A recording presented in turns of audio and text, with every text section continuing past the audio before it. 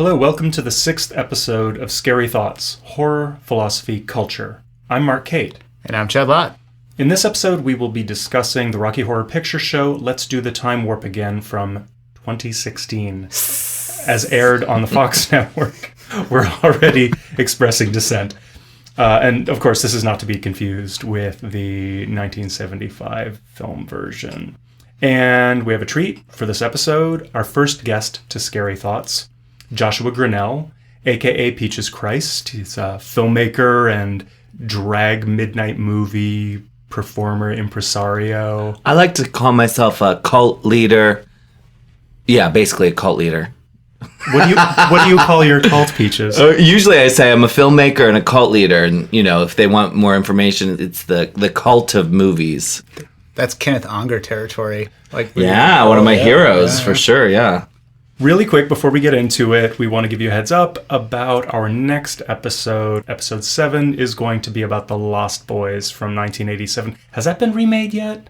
Well, there's a sequel. There is. Okay, so I have some homework to do between now and then, aside from just watching the original several times. Wow. Yeah, and I think Corey's Angels might be on the table for that, too. I think we definitely have to talk about how you go from being a frog brother to being the best thing that's ever been on the Today Show. You just made me more excited to do The Lost Boys than I was 10 minutes ago. If we had any sort of marketing advertising budget for a very low price of $500, you can get a voice message from Corey Feldman. And I almost want him to announce our show, but we don't have any money, so that's not going to be possible, I don't think. Well, speaking of not having money... Well, if you would like, this free podcast, which will always be free, is available to be rated over at iTunes. The process is relatively painless. Go on there, give us a rating, give us a review if you have the time, or if you're into inspirational messaging and horror imagery, and you like to uplift yourself and freak yourself out in the morning, go over to our Instagram page. It's at scarythoughts.podcast. All right. So where do we want to start with the Rocky Horror Picture Show? Let's do the time warp again. Well, until you guys called and asked to do this, I actually had made a choice not to watch it. Mm-hmm. Same. Probably because the original is so precious to me, and both the stage show and the film. And not that I'm opposed to remakes or restaging. I've seen Rocky Horror done on stage tons of different times. Loved some shows, hated other shows, meh to some. But with the movie, I was curious. I was certainly interested. And I'm not also one of those people who thinks no remake should ever be made. Why remake a cult classic? I actually don't agree with that necessarily. But they had started releasing clips on social media. And so I'd seen enough to know this was not a Rocky Horror Picture Show for me. And so I wasn't actually going to watch it based on the clips I'd seen, just because I didn't want to, necessarily make myself upset. I get emotionally involved. Well, just out of curiosity, yeah. I think really key to a lot of my thinking around this is about that, for me. And so maybe what was your impression before you saw it? What do you think the This Isn't For Me was? The clips that I'd seen, one was Laverne Cox doing Sweet Transvestite. And my opinion of that clip was pretty negative. It just took all of the transgressive energy out of the original source material and I like Laverne Cox. I'm a fan of hers too. As a person, I think she's been such an incredible activist. As an actress, I really enjoy her on Orange is the New Black. So it was just a bummer. I just didn't want to see it. I didn't, from the clip, I knew I didn't like the production design. I knew I didn't like the costuming. I knew I didn't like the lighting. I didn't like the arrangement of the music. I didn't like their choices pretty much across the board from one clip. So why would I then put myself through watching the whole movie? Then you asked me to do it. And I actually went in with this challenge. I thought, okay, Joshua, you're going to find something redeeming about this, before watching it. Because I think it's easy to kind of do a show where we just talk about how much it was terrible. Yeah. So in a sense, it's almost like, because if any one of your listeners has watched it and is a fan, I'd love to actually discuss it with them, because I would love to know who it was for, And did kids respond to it? Because for me watching it, it was as if, and for those of you who haven't seen it, it's for me as if Disney had made the film. It was so polished and so devoid of any grit or grime or sexuality. I don't know. Well, it's funny, we sort of take the position with Scary Thoughts that our listeners have seen the movie. Like, all spoilers, you have to have seen this. But when I've talked to people like, oh, we're covering the new Rocky Horror, people have winced, of course, and have been like, right. You know what, just watch the first 10 minutes so you at least know what we're talking about. Right. But you probably don't actually have to sit through the whole thing to listen to the podcast episode competently the way you would with any other movie we're talking about. I think they should have to, since we did. Yeah, it was definitely a bit of a chore. I mean, before I watched this movie, I got super, super high, which always puts me in a really generous mood for a film. And there was a lot more that I liked about it than I thought I was going to. Oh, that's good. Like, I thought Adam Lambert, I really liked him as Eddie. I thought of all the costumes, I thought his costume was the most solid. He dropped in on that Triumph Thruxton Scrambler motorcycle, which is a bike I happen to like. I thought he was really solid. I thought Ivy Levine as Trixie the Usherette, I like her voice a lot. I thought she did a good job singing that song. And I thought the choice was interesting as a setup. That was my favorite part of the movie. Yep. Was the first 5 minutes. Yep. That I thought was really, really well done. It was different. Mm-hmm. It was interesting. She was great. She sang the song great. I actually gave me hope. Mm-hmm. Yep. Yeah, I mean, that was something I really liked. I thought Brad and Janet were just a big Zed for me. Like, just totally, I looked, and where they were was just beige space. There wasn't anything about that casting I thought was particularly inspired. And I think we might even be in good company, because that was Richard O'Brien, herself, said about it, that you just thought it was miscast. And then I couldn't find anything else about it. I thought some of the choreography was good. Kind of decent. That's presumably the excuse they used for why they didn't shoot it live, is because they wanted to do fancy shots with the choreography. And although I liked the opening sequence, the thing I really hated the most about this movie was framing it with the audience participation, which I thought was just garbage, because this thing could have lived on its own as its own interesting artifact of the time. There's all these little touch points, like instead of clapping, everybody snaps their fingers, which I guess is what the super young kids do. And then there's a herald on the wall that says "Be It," and it has the rainbow flag on it. So there's a lot of, I think, nods to younger, I guess, queer culture. I mean, that's what I would think. And then there's so many super Easter eggs for old school fans. Like the clock that they open up during Time Warp is identical. I mean, Riff Raff is a super homage character. There's nothing new or updated. To me, the worst thing in this movie was Magenta. Just terrible. Just terrible casting, completely useless. She's really an interesting singer. I actually like her music. Me and too, was excited to see yeah. her in this. And then she was just wallpaper. It was very odd. Just And such a one note. It was awkward. Yeah. It was awkward to see her. There's certain lines for any, true fan, especially with the secondary characters. I think anyone that's not Frankenfurter, that have become so delicious over the years. And so you're lucky, I'm lucky, and so I was kind of looking forward to, the certain delivery that they would come up with. And I actually thought the Riff Raff actor was pretty amazing as far as his, he made a choice, which was to do Riff Raff the way Richard O'Brien did Riff Raff, and he did it well. Yeah, I thought so too. I thought he was surprisingly good. And, he looked modern and his costumes were modern. I hated their costumes at the end, their sci-fi outfits for the confrontation. But I thought he was actually, as far as someone choosing to do a literal homage to the original, I thought he was successful. She was just bizarre. It was just awkward. It never made sense. And I actually kind of felt, maybe to a lesser degree, but I felt the same way about Columbia. I didn't like the popsicle bit.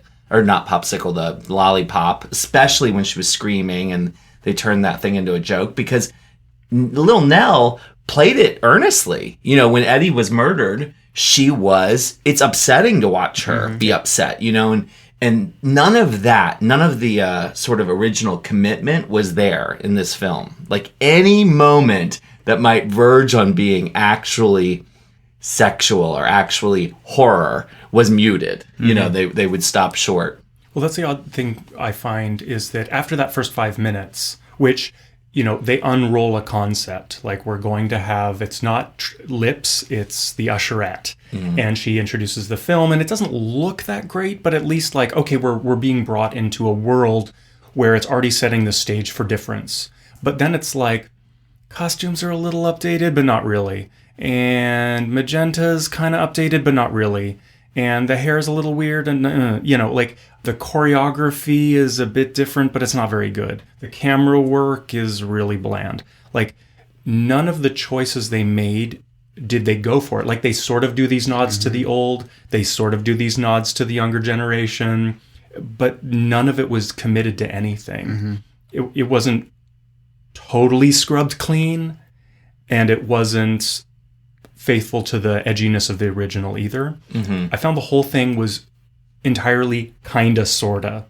And so any quality that I did find in it, I found was probably incidental and not part of a vision. You know, like each character, when they had a good moment, it seemed like they just randomly had a good moment, as opposed to that was a magic moment of direction or something like that. Like, I think that there were some good ideas. They just weren't well realized at all. The King Kong paw when she comes down. That was interesting. Totally cool. But But I'm sorry, that performance made it completely lackluster. And I thought the choice to make the castle a movie theater was interesting. Yep. You know, they live in, of course, for me, like, I built my whole life around living and breathing in movie theaters, if you know anything about my career or film work. But then nothing. It wasn't realized well at all. It was kind of like, wait, but this is such a cool idea. I love that idea. I don't agree with the sort of audience, you know, being included in the movie. I didn't think that was a good idea. You know what I mean? If someone had told me, we're thinking about doing this, I would have said no, because what's great about Rocky Horror is that there is that difference. And so when you marry those two things together, it's sort of like, it's not meta, it's just shitty. You know what I mean? It's like, who wants to watch I think it could have been interesting if it was done in a specific way. Obviously, if they'd done it the whole way through, it would have been silly. If they dipped in and out of it in certain ways, I think it could have been interesting. But I think what made it especially troubling is that they dipped into it almost never. They yelled some things, but not others. And the audience was like, the theater was half empty. That's something that I just really... And they looked terrible. Surprising to me. They it's like terrible. You have basically this lack of enthusiasm from this half-filled grunge audience. And you're like, what is going on here? Yeah. And I thought probably the most ruinous moment for the audience's participation is when Laverne Cox is, you know, her Antissa. And then they break in, and then she says patient, which is what happens when you go to the theater, but it sort of undercuts her moment doing that a little bit, which I thought was a big fail. She undercut every moment. You know, I love Laverne again, but like, I don't know why the director and her made the choices they did. Well, I have a theory. Yeah. And this is like pure speculation. I have no idea, but doing some reading about what led up to this production, it seemed like it was sort of in pre-production limbo for an eternity. Like it was one of those things that just got bounced around. And my suspicion is what happened was someone had the actually interesting idea of attaching Laverne Cox to it. And then some producers just said, yes, that's it. Green light, $20 million, go for it. And they didn't do anything with it.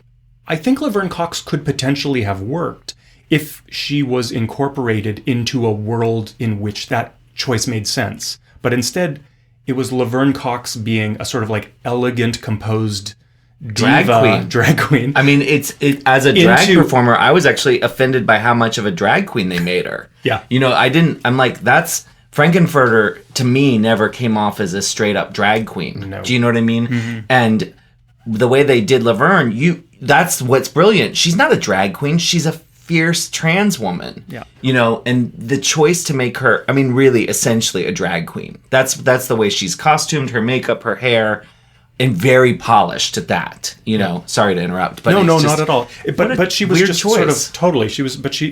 I can imagine a production in which she could have made sense if she was directed differently and the rest of the production was different. If somehow a director was to take the character of Frankenfurter and change it into something closer to what Laverne Cox was playing at, and the rest of the cast was changed too. Do you know what I mean? Like, it could have been an interesting choice, but instead it was just like, what's Laverne Cox doing in my Rocky Horror Picture Show?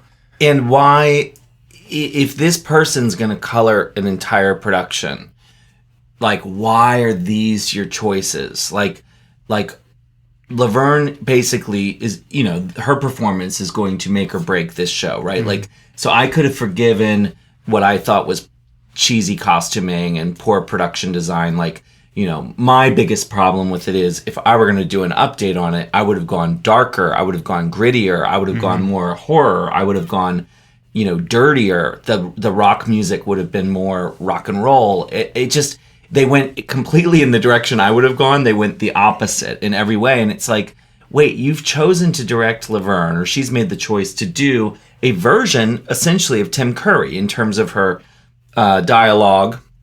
Some of the music choices, certainly some of the dialogue and delivery was completely a take on doing Tim Curry. It's like, that's the most drag element to me, was that like she was doing that character, you know, that instead of being like Laverne Cox, whatever her performance would have just been if she had done her own thing, you know, you've got Tim Curry through Laverne Cox. However, if we can think about the Rocky Horror Picture Show, or rather the Rocky Horror Show, without Tim Curry, right? It's just a musical, right? And we're remounting the musical in film form, even though it's already been a film before. What the Rocky Horror Show requires is that Frank is an alien, dangerous, a sexual predator, a murderer, you know, probably 10 other awful things. Well, like, and in a sense, a cult leader. You know, you never understand. In the original, you get why they're all obsessed with him. Right. Why they're hanging on his every word, because we are, you know. Yes. And that performance, you have to understand why this group of people would worship that person. And you have to understand why Brad and Janet are afraid, other than and just also like attracted to sensitive. You know? Totally. Yeah. And this production had none of those things, so it was kind of a mystery as to why all of these beats in that narrative are, almost all of them don't make sense because of the way Laverne Cox is playing that character. And I'm going to go out on a limb here. Way too hot. Like, that's my opinion, because it completely changes the dynamic of the seduction of Brad and Janet. And that, like, presumably this is just a beautiful woman playing transvestite. Yeah, I mean, like, I love how, like, every conservative commentator is suddenly, like, a gender expert. They're like, well, hey, you can't have a trans person playing a transvestite. Like, come on. There's no rules here in the Rocky Horror Picture Show. That's, like, one of the great things about it, right? Yeah. But it's like, you know, when you have somebody who's just objectively attractive, there's no weirdness, kind of, you know. In that, yeah, you know, it's like that. She was flawless. She was flawless. Well, the second she hits the scene, like, and sorry, but let's compare.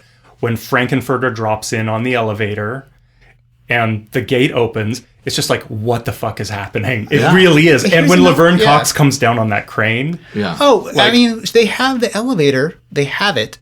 And they go to Home Depot and get this fucking crane and lower her down with this goofy ass mask. I mean, the crane, I guess, I was thinking about it later. I'm like, is it because it's a movie theater that's also a movie set? Like, why is that crane? Is that I was like thinking, is that to change the marquee? Like, trying to make sense of it, because they used it more than once, right? So it's like, yeah. And she enters as if she's Grace Jones, and I think there was this sort of sense of that. But she's neither. She's neither Frankenfurter like Tim Curry is, or Grace Jones. And I thought about it, and I'm like, God, Grace Jones would have been amazing as Frankenfurter. You know what I mean? Like, I think she might have delivered what I was hoping Laverne was going to deliver when we were kind of talking about maybe entertaining how we would have cast it. I kept thinking, well, I love that sort of mask. I wouldn't have used it for that. But maybe if Grace Jones had been Frankenfurter. That's funny you should say that. Oh, were you thinking that too? Well, I was thinking of her for Trixie, but maybe we can get to that later. But yeah, I mean, what I wanted, knowing that it was Laverne,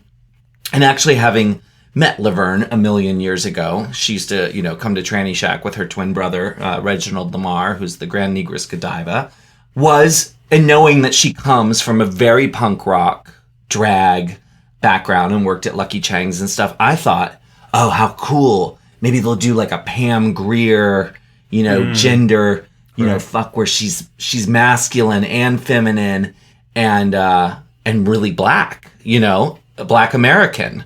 And sassy and sexy but intense and scary, So that was my hope when I first heard about the casting. I certainly was not one of those nerds, because I was really surprised by people's sort of protesting the idea of a trans woman playing Frankenfurter. I was like, what universe do you live in? Crazy.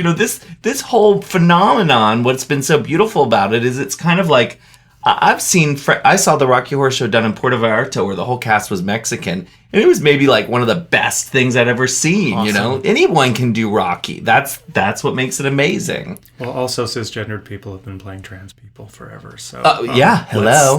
Let's.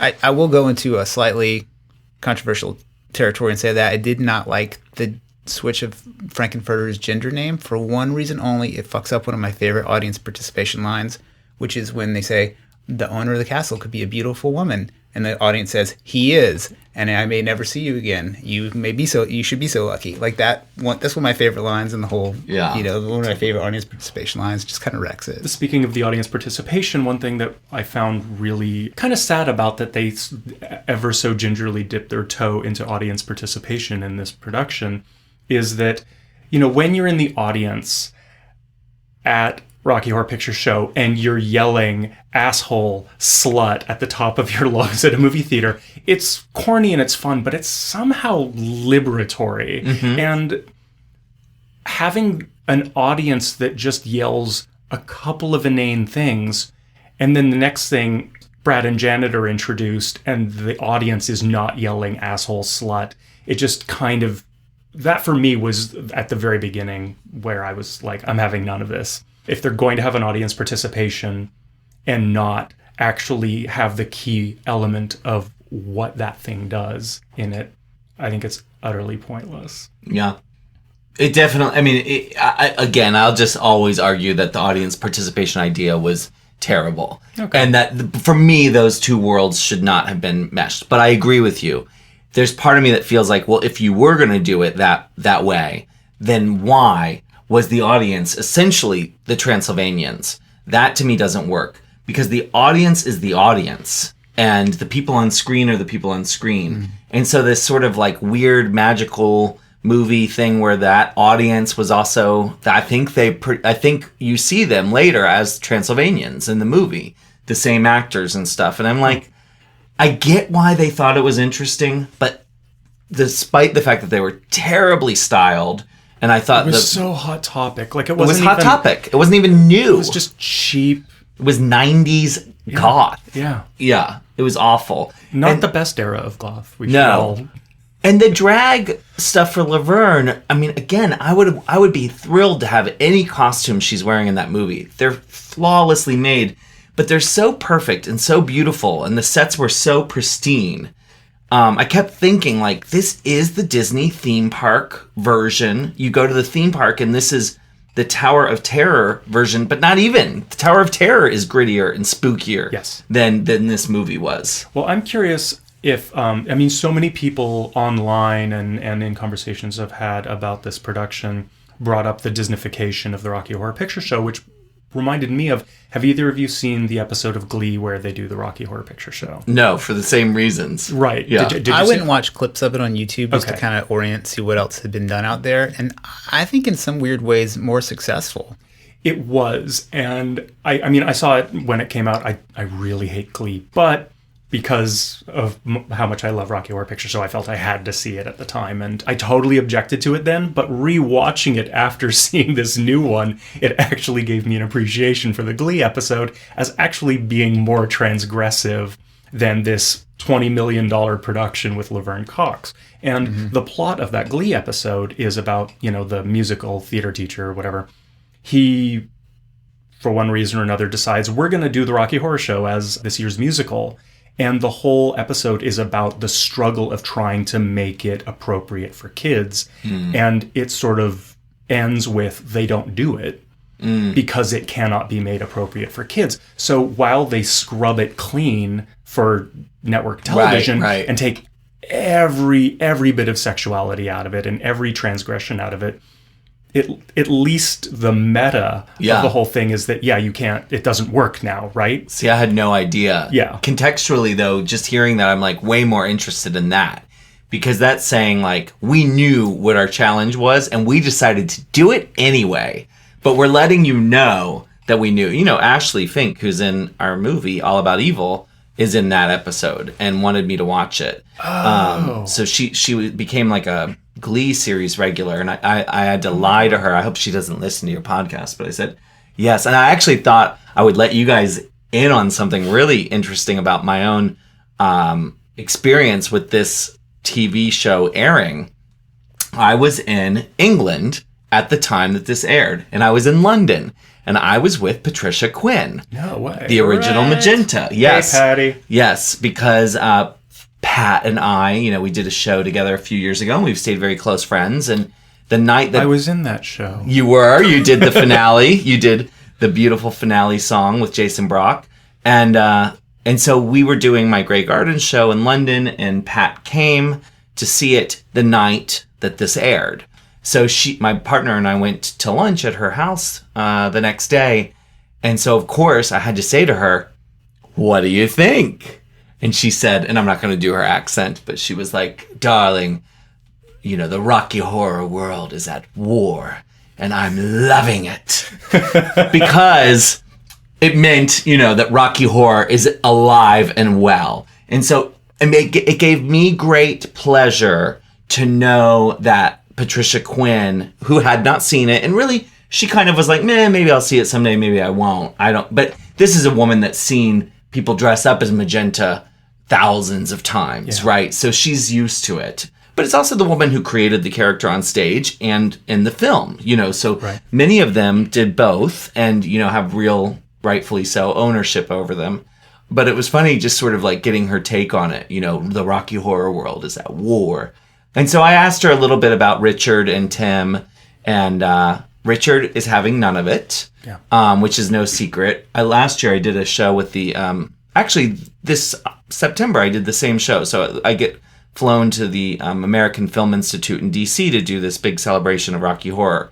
And this has been like the third year that I've done it. So I gave the producer there, Richard O'Brien's email address, because they wanted a special guest. And I've done shows with Barry Bostwick and Pat Quinn, and, you know, so we thought, oh, wouldn't that be amazing if we could get Richard? Well, maybe he'll do it because it's the AFI.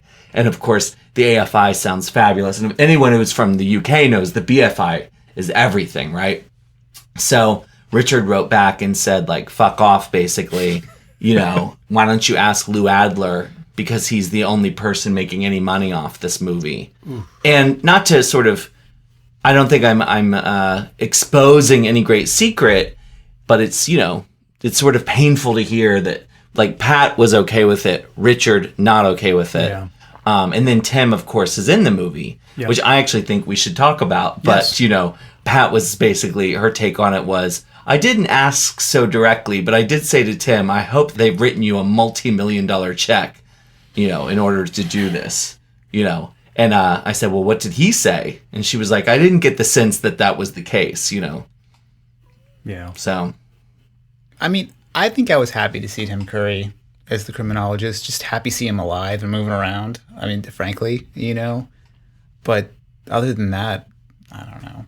I mean, his performance in it was obviously very, very hampered and very restrained. But I sort of felt like, knowing that he's had a stroke and that's why his performance was that way, it actually made it really interesting for me and very kind of heartwarming. And I think that's maybe what it was supposed to do.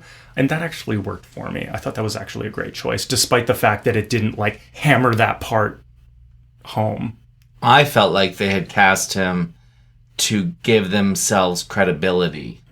You know what I mean? So cynical, Joshua. I mean, but I thought he was good, and I certainly enjoyed seeing him. You know what I mean?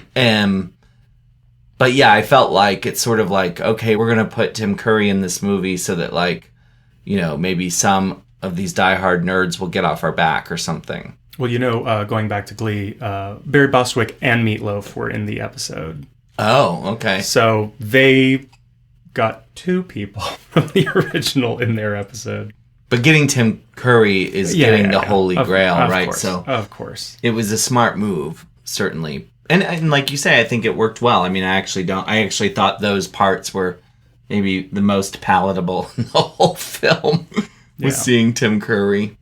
Totally. Something I was going to mention is, have you guys seen Shock Treatment anytime recently? It's been about a year, actually. So I watched it for the first time in probably, 15 years. And I loved it, again, seeing it. And that's the movie that introduces, where the set is, the studio is the audience. And I wonder how much, if at all, they paid attention to Shock Treatment.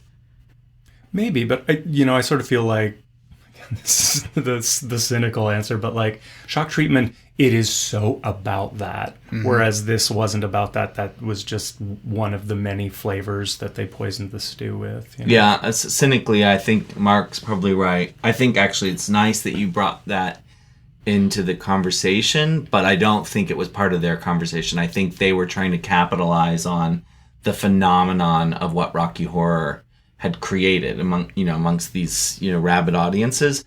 But Shock Treatment in its own way is even more interesting now than I think it was when it came out, because of how prophetic it was in a way that no one could have predicted. And now that we have a president of the United States who's essentially a reality TV star, that movie in many ways I feel like should really be given the pedestal it maybe deserved all along. It's so clever, it's so smart, it's so ahead of its time. The music is great. The music's still really great. This is the 40th anniversary this year. And think about that. That movie, for those fans who haven't seen Shock Treatment, it basically predicts in some ways what reality TV is going to be. What was that movie with Jim Carrey where he was... The Truman Show. The Truman Show. So it's like, imagine the Truman Show concept, but 40 years ago. That's kind of a way you could think of Shock Treatment. It was, I think because of the similarities to Rocky, it sort of was disappointing to fans, right? Because it wasn't Rocky. Yeah. But on its own, if you can really just look at it as its own project, it's really so good. Yeah, just so many elements of it are just so smart. Just that you do sort of have characters that may or may not be Transylvanians from Rocky, and they have their hands on the controls of culture, really, in this movie. And I think that's kind of what really happened. I mean, you don't get a Rocky Horror remake without some weirdo writing a check at the top level. I mean, cynically or not, but somebody somewhere thought this was a good idea because they probably liked it. And that's one of the reasons why I wanted to approach it with some sort of like enthusiasm. Not anything that didn't deserve it, but I didn't want to go in like, I'm still friends with a lot of the people who I did Rocky Horror Picture Show stuff when I was in high school. I mean, I've seen it hundreds of times in theater, and everyone I knew was just shitting on it. Like, before they'd even seen it, it's like, whoa, that's a very un-Rocky Horror Picture Show of you to just like hate on this shit without seeing it, Like, that to me, upon rewatching it, it'd been so long since I had seen Rocky or even listened to it. I mean, I just kind of checked out to it, and I was amazed at how many things that are parts of my personality and my outlook on life are completely informed by this movie. I mean, thinking like pickup trucks and motorcycles are cool comes right out of this movie. Like all that stuff. You know what? For me, this probably sounds really corny, but I think when I was a kid, this was my idea of science fiction, and I sort of thought this movie was like, and I'm talking when I was too young to even see it. I just saw posters and stuff like that, but like, I thought this was science fiction, and I thought the future was going to look like this. It wasn't, my conception of the future wasn't jetpacks. It was like the Rocky Horror Picture Show. And even though my life is kind of closer to the Rocky Horror Picture Show than most people's at this point, it really was kind of like a signpost for my future. But I think that also part of the problem of this production, and the fact that it was on network television and all the morality that sculpted the content of it, is that we actually aren't there. That somehow this film has been dialed back given enough time, as opposed to dialed forward. Not that culture hasn't and politics haven't moved forward at all. Not that there hasn't been a lot of change, but it really does seem like, oh wow, all these years later, they actually had to take out so much of it and totally neuter it to make it appealing to an audience for some reason. It's really baffling to me. A muted thing that I thought was very weird was Eddie's body is not cut up when they pull the thing off. No, there's no violence. So they're playing the whole gag like they're eating him, like they do in the original and in the show. And then when the tablecloth is pulled off and Eddie's body's underneath, just got axed to death. No big deal. I bet he wasn't axed; he was stabbed. Oh, which I thought was an interesting choice. Because that to me, I thought when that started happening, I feel like that moment actually stands out as being one of the only moments where they actually kind of went for a risky thing where, even though you don't see the knife going into him or whatever, it's very clear that Laverne is stabbing him in the gut, and she has blood on her, smock or whatever, her outfit, and he goes over the railing or whatever, and I thought, oh, that's pretty violent. And then you're right, when they pull the tablecloth off, not only does he not have any stab wounds, basically they're saying, no, this wasn't cannibalism. Don't worry. Like, that's not what was going on here. It's like, wait a second. Yeah, they ate him. That's what was, I mean, one of the most popular shows on TV is a show about people eating people, The Walking Dead. This Sunday night, somewhere in San Francisco, there is a restaurant with people eating, and the television is on, and it's mistakenly playing The Walking Dead. It's guaranteed. And find me a kid under 16 who hasn't seen Two Girls, One Cup. We're in that world. And the Rocky Horror Picture Show remake doesn't even have swearing in it, and there's no incest, and it's so bizarre. I'm curious what you guys think of the fact that the Rocky Horror Picture Show, for the three of us at least, was a certain kind of gateway to some sort of like self-liberation, to queerness, whatever. I mean, it functions so many ways for so many people. And I think one way one can be an apologist for this production, and even the Glee episode, is that maybe it can gingerly open the door to... Like Hairspray? Maybe? Because that is actually something that has happened, right? The Hairspray phenomenon. Yeah. But both when the original film came out, and of course we're talking about John Waters, and you're sort of, to me, Rocky Horror, to sort of piggyback on what you were saying, for me it was, and I say this on stage, it was my It Gets Better video. There wasn't anyone out there saying, hey, queer weirdo, you're going to be all right, and there are other people like you in the world. And it was things like basically Rocky Horror and the discovery of early John Waters and going through that immersion that kind of showed me, okay, there are punk, weird. It wasn't just about being gay. It was about being like odd and queer and hanging out with straight and gay people together and sharing an ideology.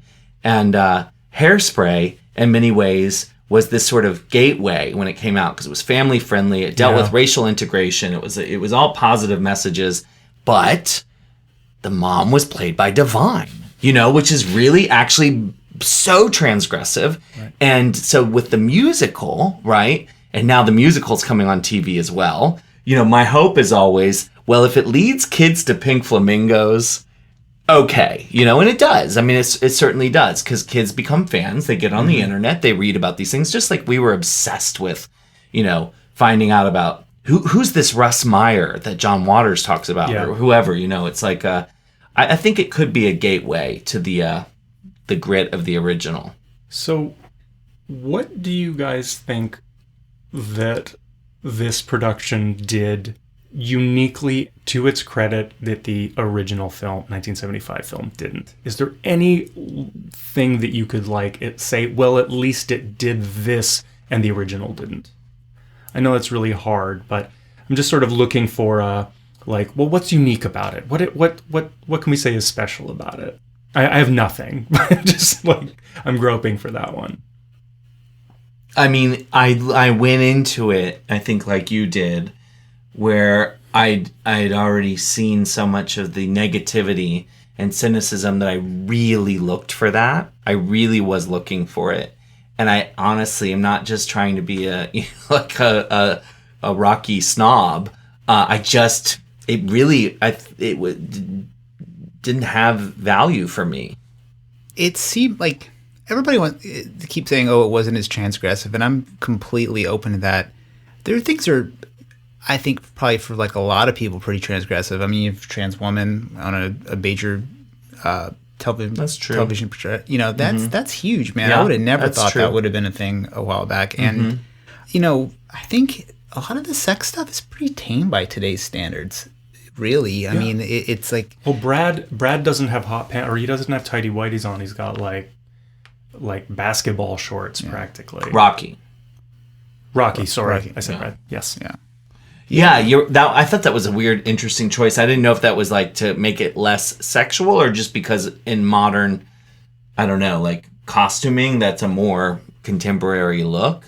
But I actually will piggyback on what you said about casting Laverne and actually take back what I said and say I really appreciated the colorblind casting. That this network, not only did they cast a trans woman in a major production in the lead role, despite how I feel like it all went, I also really appreciate that they took something that was traditionally presented with an all-white cast and clearly threw that idea out the window. And those two things, I think you're right. I think there's tremendous value there. Yeah. Even if it didn't work, it didn't not work because of those choices. Does that make sense? Yep. Like, I certainly don't want anyone listening to ever think that I think that the cast should have been any different because Laverne was trans or because there were people of color, in the show. I actually think those are things that were really great about this. And in many ways, I think it made it more of a bummer that I didn't like it more. Right. Shall we get to our cast? Yeah, let's talk about it. Talk about our dream cast. So since we could do so much better, let me Here's start just a general thing. What I would have loved to have done with this production is have some rock band be the band that holds the whole thing down.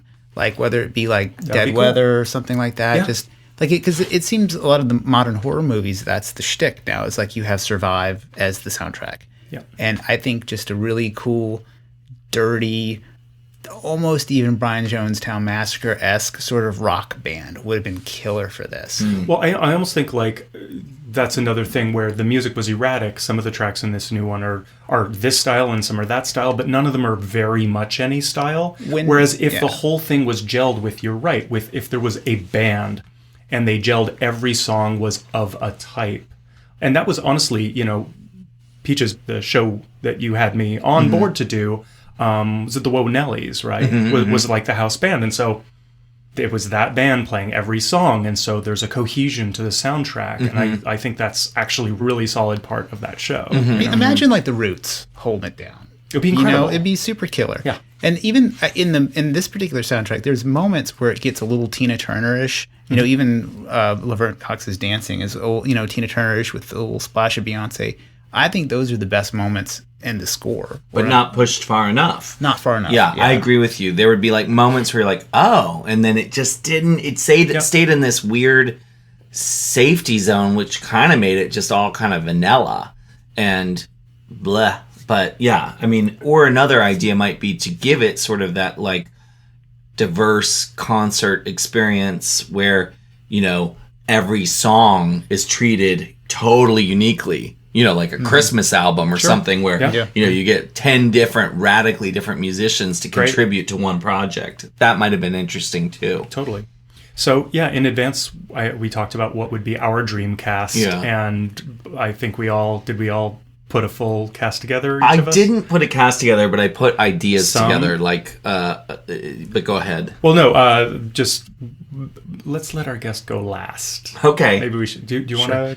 I want to hear your cast. You told me some of them, and I kind of couldn't top them, and it left me really frustrated. So my hardest, I'll leave Frank for last because that was the hardest one. I had a really hard time because the person who I ultimately went with, I just have reservations about as a human. So I just was not feeling it.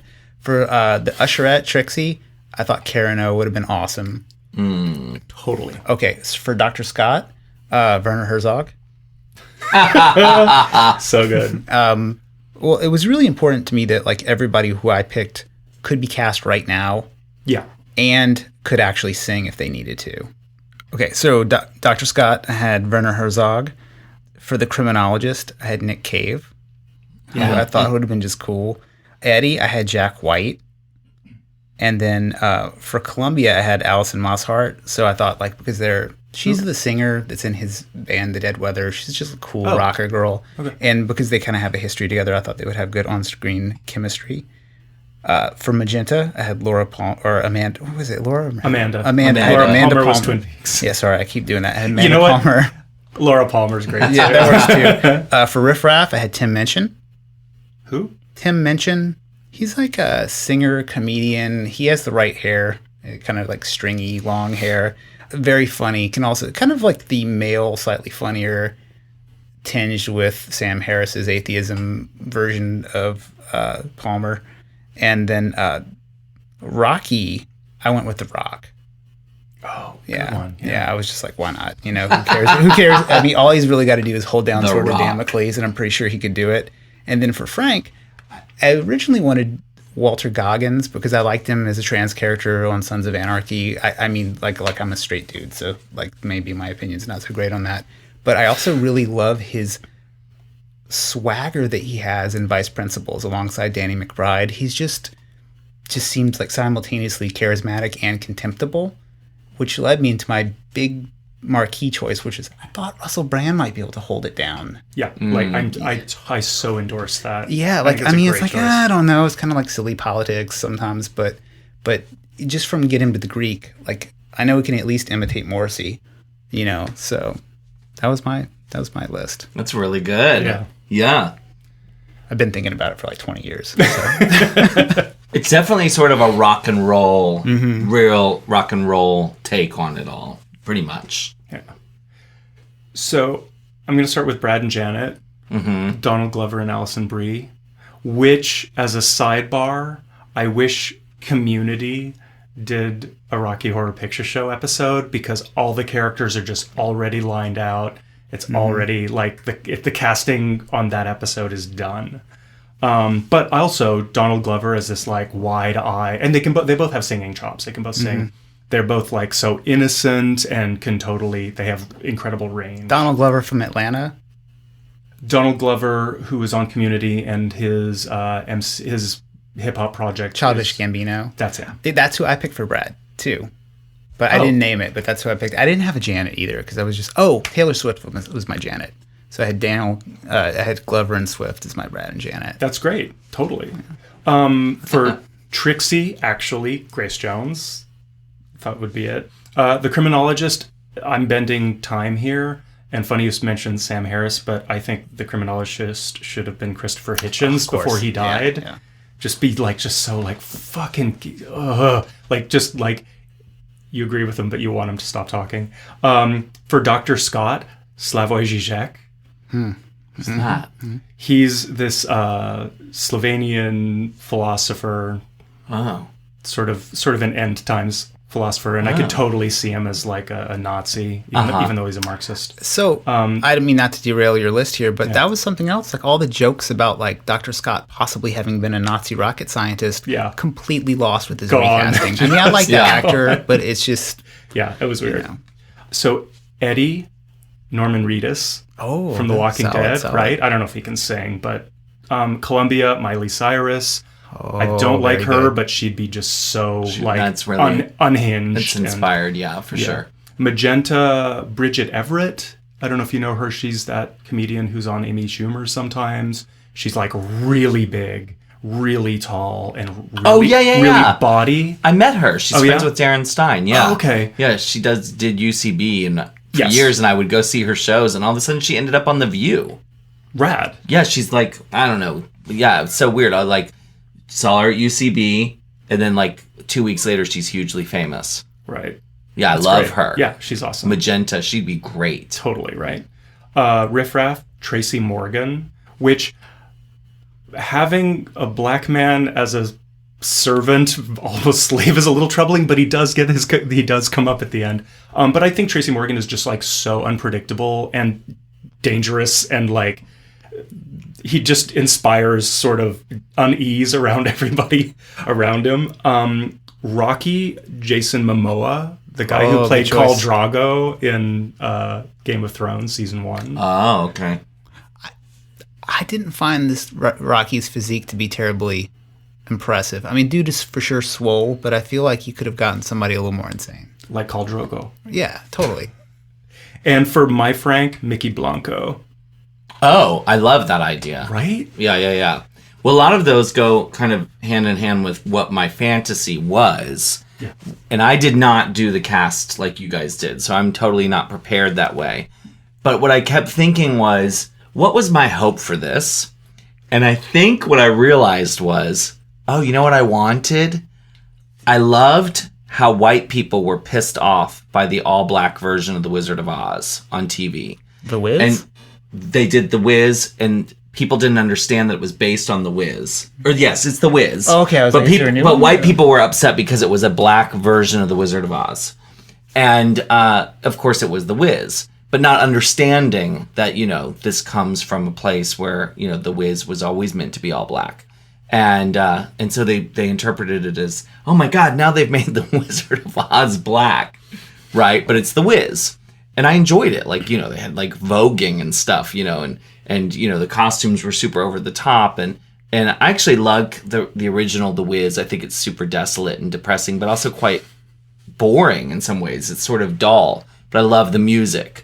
And so I started thinking, I'm like, I think I just wanted like an all black version of the Rocky Horror Picture Show, like just to take it and set it in some sort of contemporary rundown scary place, maybe to take it and do what The Wiz did for The Wizard of Oz and make it this sort of like black American version of this historically British white, show Sure. or whatever.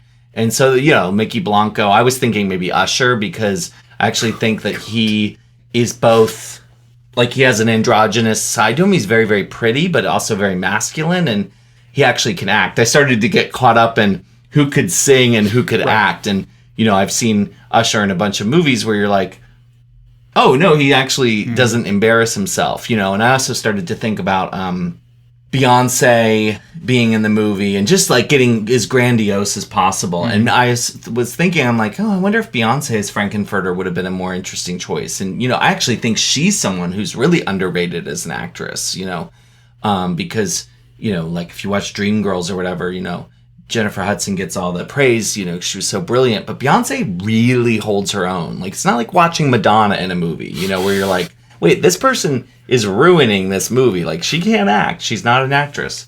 Who else did I think of? I don't know. I just sort of was more thinking of, like, the whole vision of it. Jesus Christ, Snoop Dogg is Riff Raff. Yeah. With the hair. No, that but shit would be great. But really doing it not as sort of like a, hey, this is, Rocky into Hood kind of movie. Like, not that. Like, really making, like, The Wiz. I think The Wiz was such an earnest, brilliant take on, basically what I do, which is, I've built a whole career on taking things that we love and then reappropriating them, queering them, and spitting them back out for an audience who wants to see this thing that we love this other way.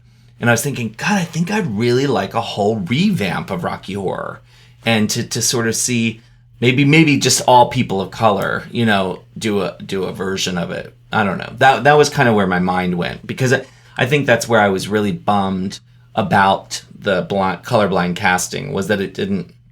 I just really wanted Laverne and Magenta kind of to drop the British stuff after a while. Well, like, it just wasn't working for me. Well, I actually, in my show notes, I have a series of what the fucks all bullet pointed, and one is what the fuck was with Laverne Cox's accent. I don't know. So weird. It was, I think, partly her impersonating Tim. So it was kind of floating in and out. Same thing with Magenta's accent. What was that? Like I see you shiver with impersonation. Yeah. Yes. That's hilarious. Like, at one point, Magenta said something so bizarrely, like, I don't remember what it was, but it was sort of like, is that like a Romanian accent? Or, right. It was not British, whatever it was. It seems like we've been struggling long enough trying to say positive things about this and having a really hard time.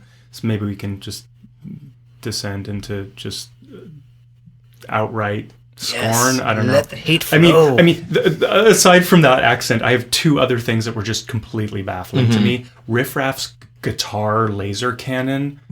Fuck that thing. Yeah, no, that was so dumb. It was just terrible. It's like, I saw a cool guitar in Mad Max. Yeah. Let's add one to Rocky Horror somewhere. We have $20 million to spend. It's gotta go somewhere. Well, they used, like, when it transformed, I was like, Jesus Christ, did you get the special effects guy from Kiss Meets Phantom of the Park? I mean, what is going on? It was like just a laser light that went around it.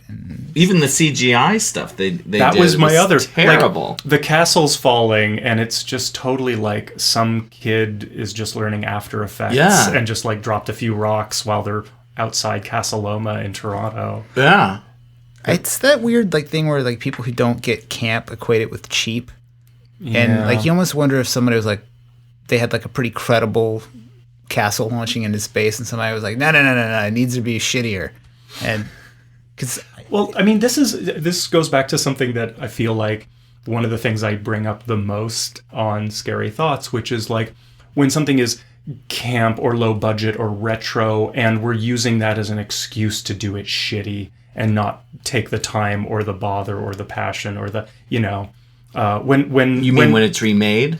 Well, and in any situation, if you're doing like something that's like retro, and so you just do it poorly. And you sort of get away with not dealing with it. And sometimes that's actually a clever strategy. And oftentimes it's like, no, you just didn't. Whereas like something like Stranger Things, they went, weaponized nostalgia.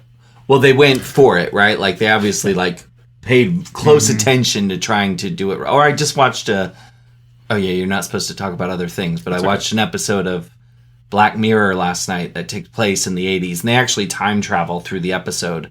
And I was just blown away by the commitment level to the styling and the way... Oh, and funnily enough, to tie it together, the way the show opens is a big giant pan down from this movie theater in this Southern California beach town with a big Lost Boys poster on the side of the building. Nice. Really like excited me because, I grew up in a beach town, and I remember when Lost Boys came out and the costuming and everything, it was just perfection.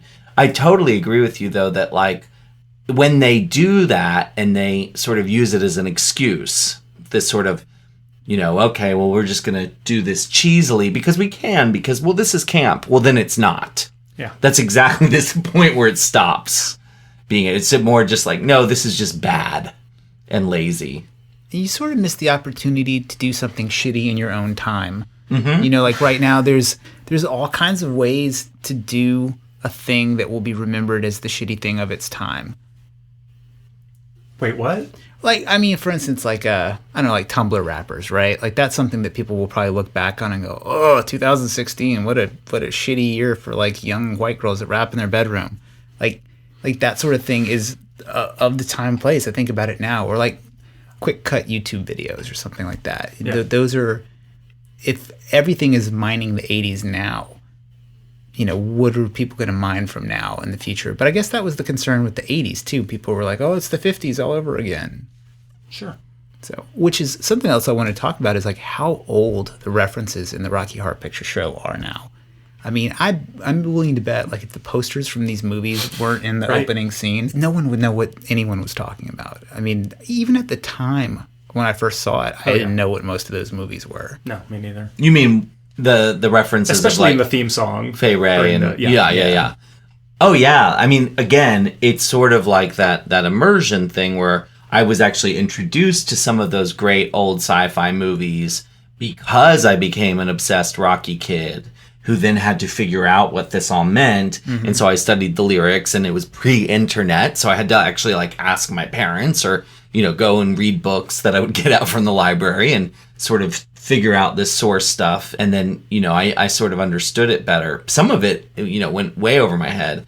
And nowadays, I would think, they wouldn't, because let's see, Rocky, when it came out, so it's referencing things from the 40s and 50s, which would have been only 30 years behind them. Now we're talking like 70 years or whatever. It's kind of insane when you think about it. And yeah, when you think about Rocky Horror when it came out in the late 70s, and also this year losing David Bowie and Prince in the same year, because I was thinking about Rocky Horror and those early John Waters movies, and how that era of music and film, where David Bowie's putting out albums and pushing androgyny, and this sort of era of sexual liberation and music and that kind of work, like how this movie absolutely had none of that. Like there was nothing. Or Prince coming out, a decade later, with something like the Purple Rain album, and it's just wrought with,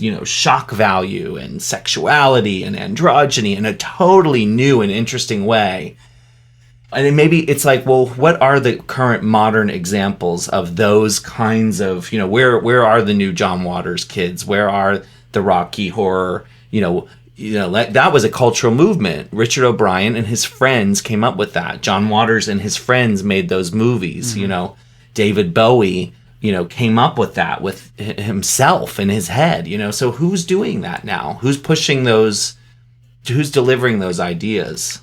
I personally think that the most transgressive sexual identities are present in hip-hop right now. I mean, you look at Young Thug, basically a cross-dresser. I mean, I apologize for any misuse of terms. I'm open to dare correction. You. But, I mean, that's what he's called in that community. I listen to a YouTube channel called DJ Academics, and they have a show called War in Chirac. And so that's what his rapper community kind of refers to him as, And then there's all this stuff with, like, what's up with Lil Wayne and Birdman, and it's this, like, new frontier of queerness, and you see it really forward in like Black Lives Matter right now, which is like just LGBT and Black together, sort of in this like Marxist framework.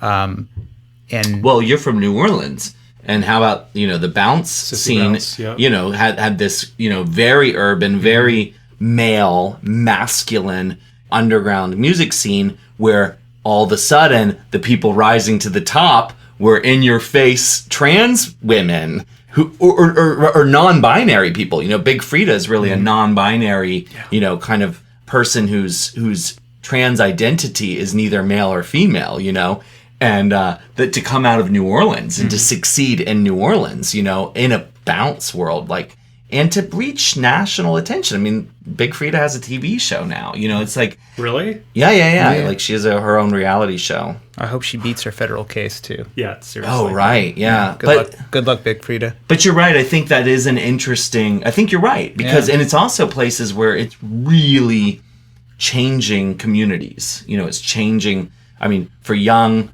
kids of color who grow up in New Orleans and in poorer communities and stuff, to have a Big Frida it's really important, Or Will Smith's kids totally doing their own thing. Absolutely. Yeah. Yeah, that's really interesting. That's why I want an all-black Rocky Horror. I really think it could be, I don't know why I'm obsessed with this idea, but I kept thinking about it later. And I actually think, you could go in and do like the Wiz thing where you could actually create new songs. Yeah. And do new music styles and just revamp the whole thing. Right. In a weird way, what you're kind of talking about is the Wu-Tang Clan. Yeah. Like their entire deal is reaching back into Black culture, reaching back into fantastic cinema, all the 36 Chambers or Liquid Swords, all that stuff is all rooted in kung fu movies with this, bizarre, esoteric, like Egyptian spirituality kind of mixed in a little bit. I mean, and then just a huge cast of people who have these constantly evolving stories that get added into this whole like Wu-Tang sound. Let's get the Wu-Tang Clan to do the music, and let's get Big Frida to play Frank. Perfect. Now I'm gonna send you guys a cast later because now it's really I'm starting to get really inspired. I think Big Frida would be a good choice. I do like, too. Kind of like everything you'd want out of Laverne Cox, but just grimy. Yeah. Yeah. Well, Big Frida kind of is that, right? Big Frida as Eddie, just not rock and roll. It's bounce. Just, right. Comes in, Yeah. owns, gets killed. Yeah. Oops. Yeah. Sorry, Frida.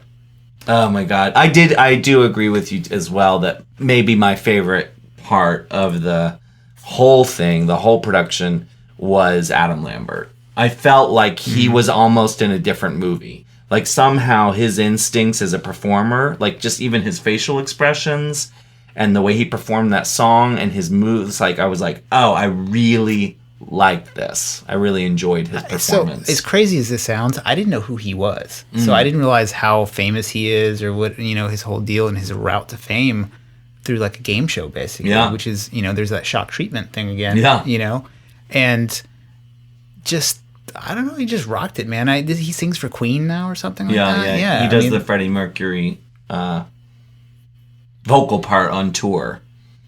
Apparently very successfully. I think, too, what's great about if you do know Adam Lambert at all, and then you see him do Eddie, you don't really see Adam Lambert. Like, he really created a character and delivered a take on Eddie. And it did, like, if you didn't know who it was Adam Lambert going in, you might even watch that clip and not know it was him and be familiar with him. I think he did a really great job. Yeah, and I thought his song really could be a great example of what you were talking about, like where every song was slightly different style. I mean, that was just pure rockabilly, modernized Vegas, but big show, with a little bit of like that Rob Halford spike. I thought it was, to me, that was the standout of the whole remake of the Rocky.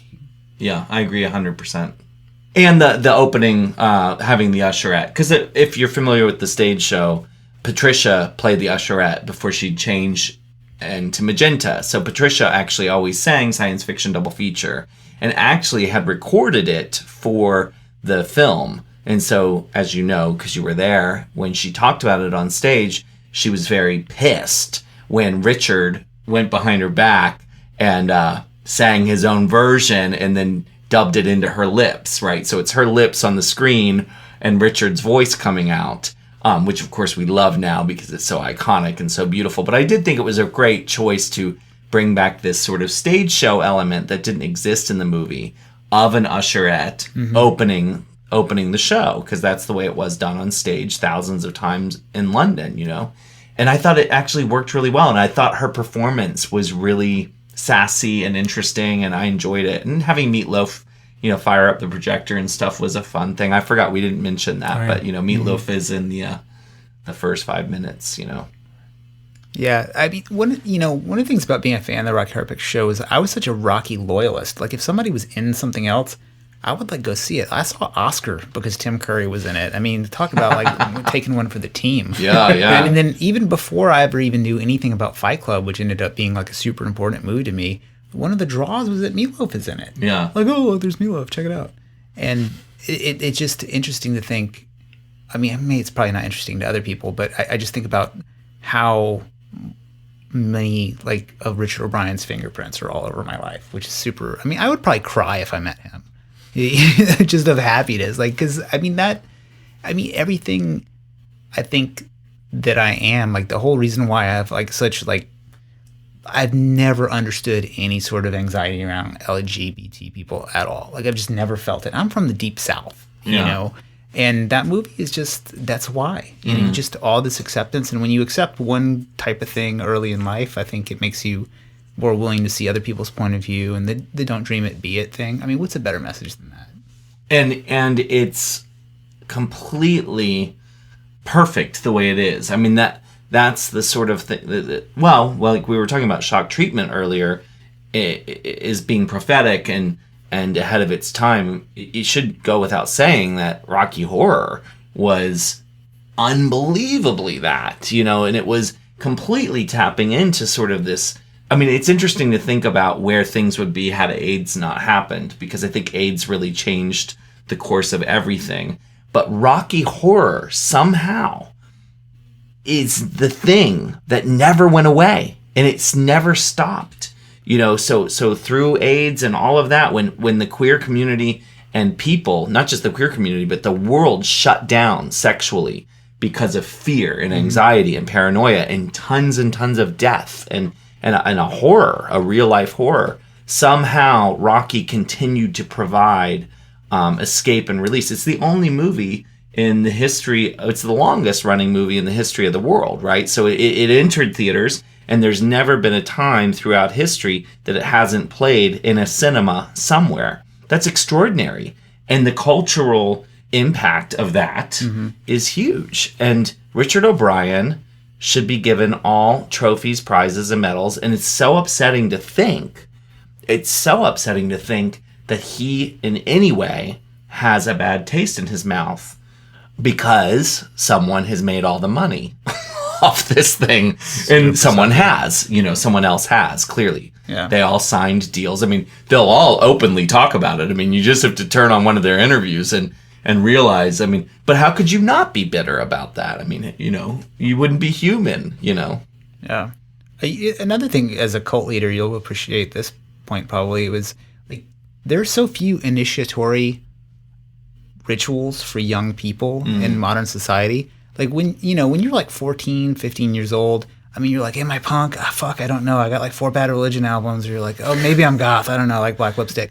But like you are never not a person who goes to the Rocky Horror Picture Show. After you get those like red lipstick bees drawn on your cheeks and auctioned off for some ridiculously sexually explicit thing, you're in that society. And like, that was the first thing I ever really actively joined in my entire life, was that community.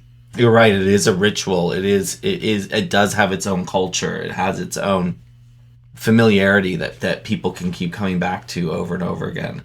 I always forget these things. We take it for granted as these Rocky nerds, right? Yeah. And that's where I think too we're really getting to the bigger core of why the TV movie was so dissatisfying. Was it doesn't really tap into any of that. And I want to feel when I'm watching the movie at the end, a remake or anything, I want to feel those things that you're supposed to feel in the third act, and I didn't feel any of that. I just felt like I was still watching Laverne and these actors muddle their way through something. I was so pissed that she didn't get wet in the pool. You know what I mean? Like, that's whoever decided she couldn't get wet, it really pissed me off, because it's like, wait, you need to see that.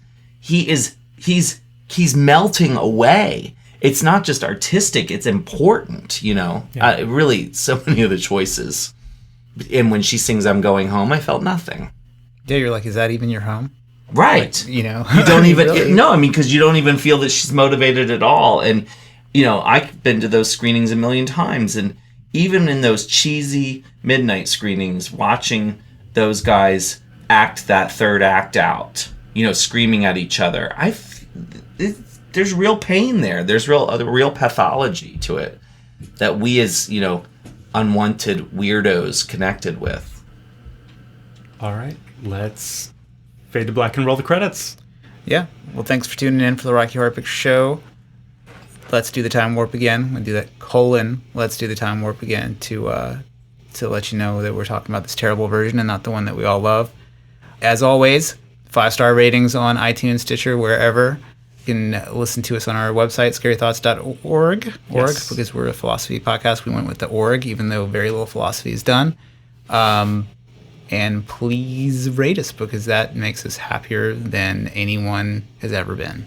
And thank you so much to our guest. Thank you for having me. I had a blast. Thanks, Peaches. This is amazing. And tune back next time for The Lost Boys. Very scary. Frog Brothers forever. See you then. Bye.